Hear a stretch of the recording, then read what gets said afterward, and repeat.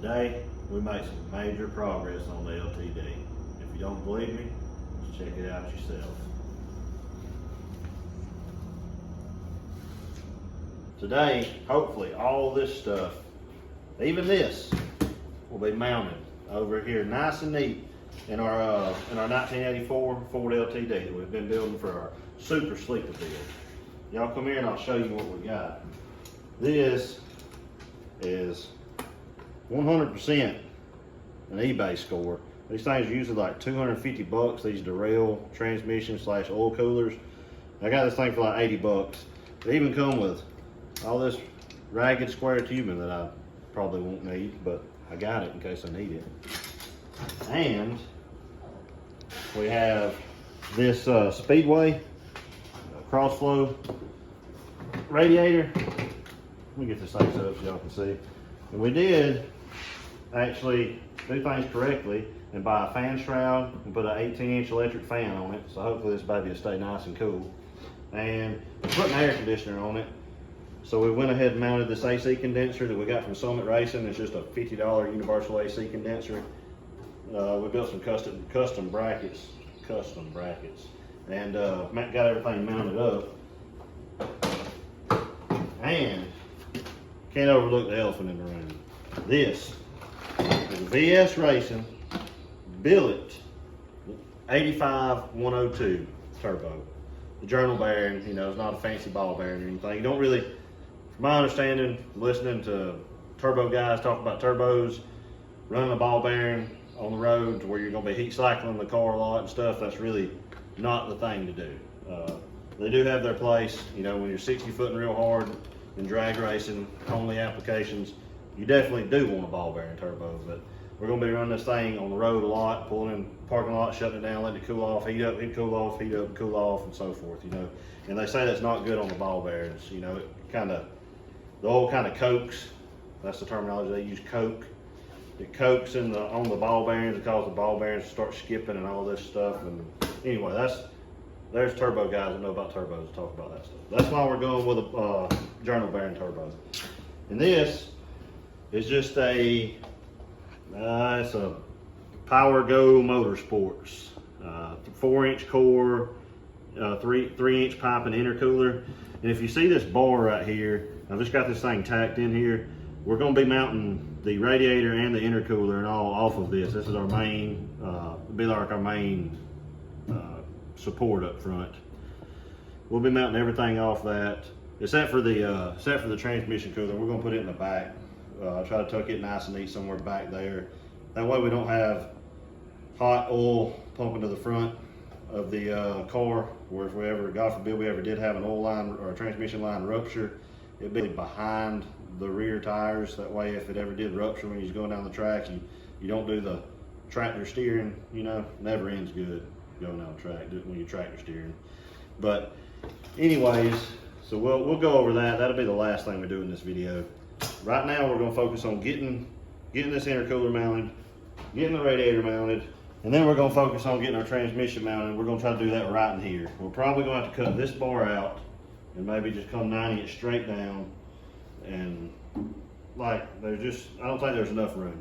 I'm just thinking, by trying this, like I said, this bar is gonna have to move for sure. I just don't see this fitting anywhere right here and looking good and being able to work on it and having room for exhaust. My exhaust has got to go, you know, my exhaust has got to go down and it's got to go kind of snake through the K-member and out the back. I do want full exhaust on it, so we're going to be doing, you know, all that. So I'll get you guys set up and I'll get some brackets cut out for the intercooler, and that's where we're going to start. We'll get all that mounted, the radiator mounted, and then we'll put the front end on and we'll just go from there. And it's time to start cutting and welding and cutting and welding, and man, I'm so ready to get this thing running. I can't wait to, you know, just take it on the first drive. You know, a few years ago, I guess it wasn't a few years, it's been 6 years ago now, I built a little turbo S10 that had a Gen 3 5.3 in it. It was, you know, one of my first LS swaps at the time, and I just didn't really know what I was doing. I just kind of read on the internet too much, and you know, I ain't gonna say I built it wrong, but I didn't build it right. I'll put it that way. And this one right here, I've really tried to do my research on this thing and, you know, do everything as right as I possibly can. And I just can't wait to get it done. But here we are making our, I think this is the radiator mounts, and we're getting those heated up and bent. I do got to get me a metal brake. I mean, that's going to be one of my next investments, because it seems like it would be so much better and easier to do this stuff. Because when you heat metal up, it tempers it and it makes it brittle and yada yada yada. We all know what it does. Here I am just cleaning everything off, getting it ready to weld. And that's one of the main things I've learned when it comes to this fabrication stuff, is having everything clean. That's just, if you'll take the extra time to do that, everything will look so much better. I'm not saying I always do that, but I know to, you know, and if you do take the time to do it, the outcome is so much better. So here I am just about to get this thing tacked in, and then we start on the upper mount. And this thing, it ended up being a lot better than I thought it was going to be. This whole deal, I really didn't even know how to go about it, mounting everything on this tube front end. I looked on Google, I watched videos on YouTube, and there's kind of not really any in-between stuff. There's either stuff like the Cameron Johnson race car channels, where everything's titanium and super nice and just, you know, way out of my league on doing stuff where I'm at this time of my life. Or there's just like bolt-on kits that come with the Team Z stuff, or, you know, something like that. There's not any like full-blown instructions on this is what you need to use and this is how you go about mounting stuff on a tube front end. So I just bought some 1/2-inch round rod stock right here, and some 1/4 inch and a quarter wide flat bar by 3/16 thick, and just started kind of going at it. And I think the end result was pretty good, honestly, just for you know what we was working with. And I mentioned it later in the video, these bushings, these radiator mount bushings that I'm using, they come from Advanced Auto Parts, and they ended up fitting this radiator perfect. And I really lucked up on that. I usually don't get lucky in that work. I usually have to order it 10 times and send it back 5, and then you know what I'm trying to get at. It never works the first time. I did cut these mounts a little short. That's why I'm having to TIG weld these little ramps on. But I mean, it would have been nice to make them all out of one piece. But you know, this will work just fine for what I'm doing. It's not going to have a whole bunch of weight on it anyways, you know. So everything turned out all right. All right, boys. So I don't know about y'all, but I got to stop and cool down for a minute. It's getting pretty hot in here. And plus, I want to show y'all what we've made so far and why we've went about it this way. All right. So this is our radiator mount. This right here, we'll just weld off that main support tube up under the car. I didn't TIG weld this right here. Why I didn't TIG weld more of the car, I really don't know. I guess because I'm lazy and it's easier just to pull the trigger and, you know, with the old MIG welder. But anyways, this I just drilled this. This is a 1/4 inch hole, and it's just going to locate on this little locator, detent, whatever you want to call it, on this rubber mount. And you just pull it through like that, and I mean, it just sits in there like money. It's not going to go anywhere. We're not relying on this to keep the radiator located left to right. We're going to do that up top. We're going to do something. I don't really know what yet, but it's going to keep it from going left to right. I promise you that. This is just going to have all the weight of the radiator, AC condenser, and, you know, with all the coolant that's going to be in the radiator. It's going to handle it just fine. I know, because it told me it would.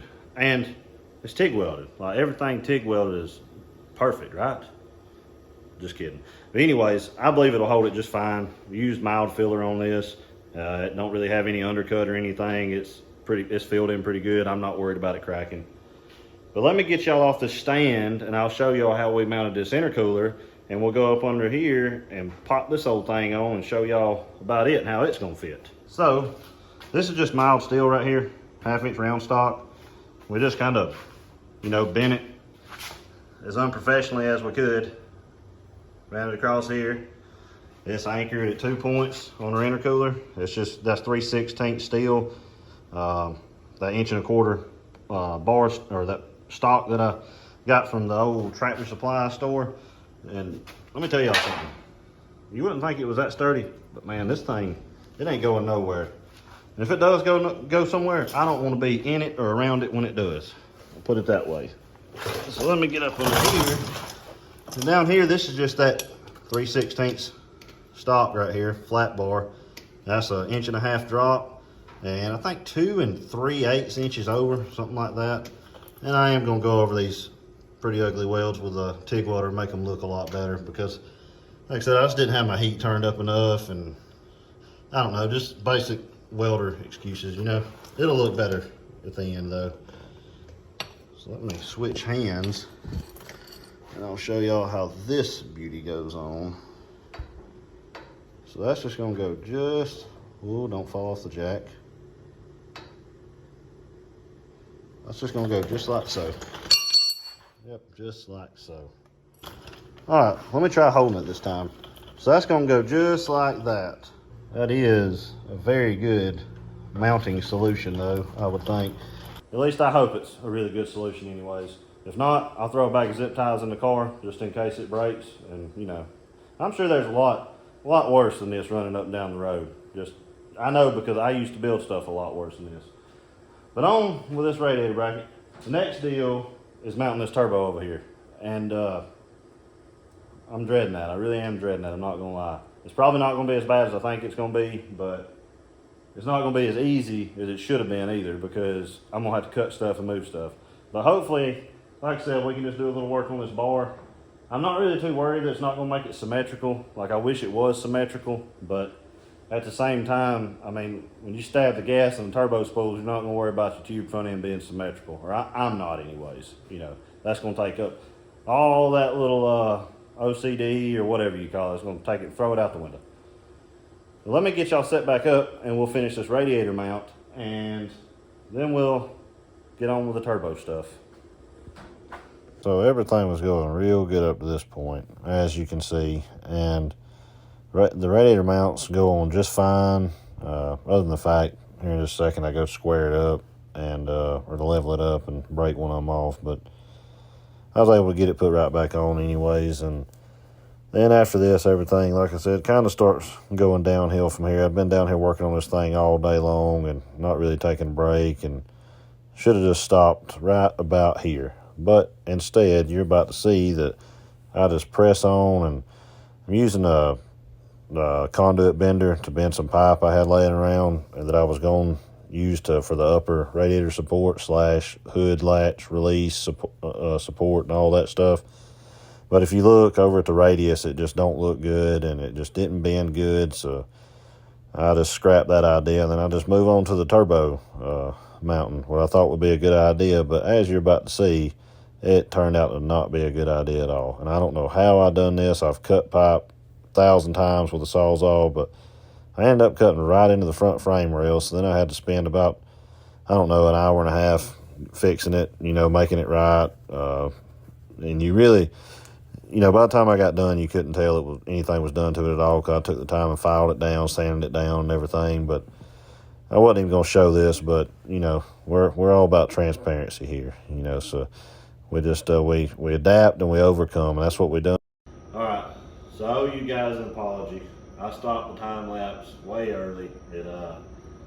And you can kind of see why on that last time lapse. Stuff started kind of nosediving, and when I come back down here the next day to get back started, I really didn't know where I was going with it, how I was going to go about it, and, you know, all that good stuff. But we do have a finished product to show y'all, except for the transmission coil. We didn't get it done, but we'll do that later when we do the fuel pumps or something like that. It's not that big of a deal. First off, this is a 100% certified street car. If you don't believe me, check it out. This right here is the hood latch cable. I've still got to hook it up. Watch this right here. Yeah. And guess what? The safety latch works too. Don't have a hood prop rod yet though. We're working on that. But for now, we just use a random 2x4. So if you'll come a little closer, check it out. Well, let me back up. Let me pull this front end off for y'all real quick.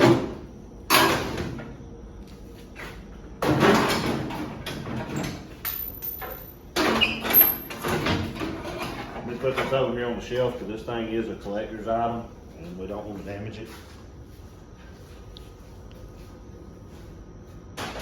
It's also an antique vehicle at this point too. So if you'll come a little closer right here and look, you've seen that we got this done earlier in the video. We went over all this. And this is, I think, 11/16 solid round stock. This is what we went with on mounting our radiator, our upper radiator support. We just used some low thin, I don't know what gauge sheet metal this is, but we just, you know, this is how we went about mounting the, holding the radiator in place. And the reason we went so big on this round stock right here is because it's got to hold the hood down at, I mean, a minimum 200 miles an hour. Because this, I mean, you know this unit's going 200 miles an hour.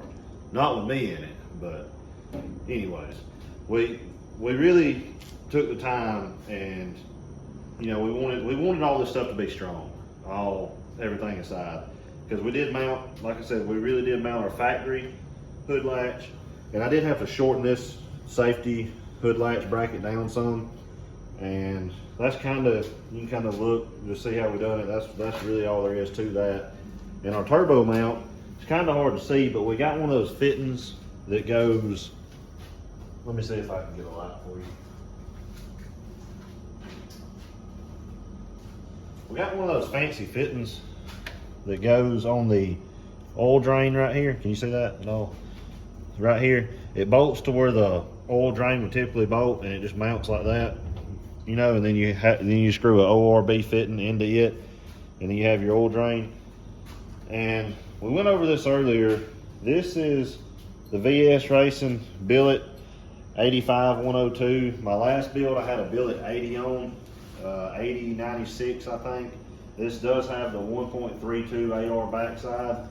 These things are rated at 1450 at the crank. That's what they're, you know, supposed to max out at or whatever. I'm sure you could push them further, but I kind of built this car to handle the 1500 horsepower range. I don't know if I'll ever have it there, but you know, it's really not hard to get there with an LS. You can get to the 1000 horsepower range on E85 with a stock bottom end, you know. I mean, it's running on borrowed time at that power level, but you know, you can get there, you know, pretty easy. And I say it's running on borrowed time. There's people, I mean, you know, if you look at the world record stuff, the stock bottom end stuff, those things are making 1400 plus horsepower to run the numbers that they run at the weight they run. So, I mean, you know, I'm hoping this thing handles 850 to 900 wheel horsepower just fine. You know, that's going to, you know, far exceed my goals. But that's pretty much going to wrap it up for everything. Oh no, let me go over this. This is the bar that we had to bend. It's not symmetrical anymore. Anyways, we did have to redo this bar. And it's got a, let me run all this down by you. This has got a 35-degree kick right here going down to a 75-degree kick, and then it's on a 7-degree roll, I think. 7-degree roll offset, and then it's got a 15-degree kick right here. And I know it sounds complicated, and it was a lot more complicated to bend than it was to say. I'll just put it that way, because if you don't believe me, there's a scrap pile of tubing right outside. You can, it was tough, but we got it done. It looks pretty good. I mean, honestly, it could have been better, but it could have been way worse too. So that's kind of where we're at on this. We did have to, I'm going to show them this. We had to redo all these braces right here for the fender, you know, to get it 200 mile an hour certified. We had to put another one right here. I had to redo this right here.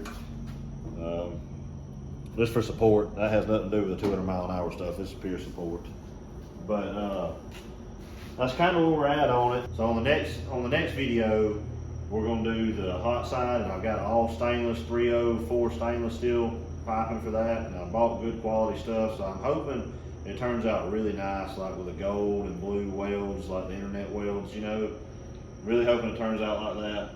And I've never done pie cuts, and I'm probably gonna do enough in the next video to where I never want to do a pie cut again, just judging by how this exhaust is going to have to run, especially the down pipe. But that's where we're at on this. I appreciate y'all watching if you hung in here this far. And don't forget to tune in to the next one.